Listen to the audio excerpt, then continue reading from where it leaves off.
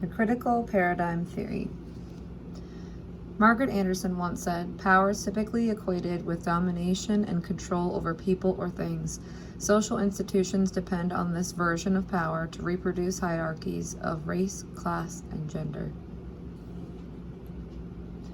The readings in Module 5 mostly reflect the critical paradigm theory and communication research. The critical paradigm theory helps us understand how communication is used to oppress and provides ways to incite positive and social change.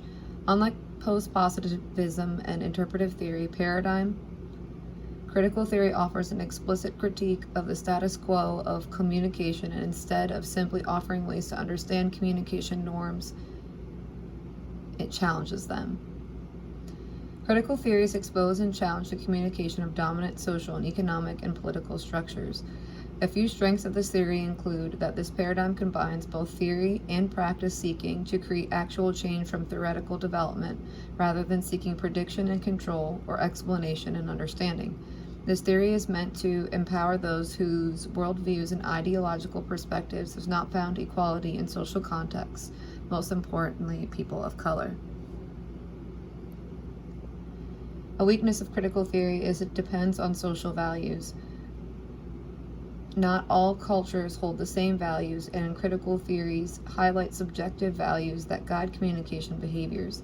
When values conflict, this raises the question of whose values are better, and there's no way to determine this without bias. A real-life example is how sexism impacts both men and women in musical genres like rap and hip-hop. From a critical perspective, in hip-hop, women are often perceived and referred to as pornographic objects, while simultaneously keeping men in narrowly defined gendered roles. This is often due to the industry itself from promoting what sells, which is influenced by gangster movies and pornography aesthetics. Unfortunately, we live in a society that is male-dominated, homophobic, and misogynistic. This example helps me understand critical theory because it highlights that those in power have no interest in the actual culture or history of rap and hip-hop, but instead promote what sells from their perspectives. Our male-dominated and misogynistic society controls everything from the clothes we wear to the music we listen to and how those genres of music should be perceived.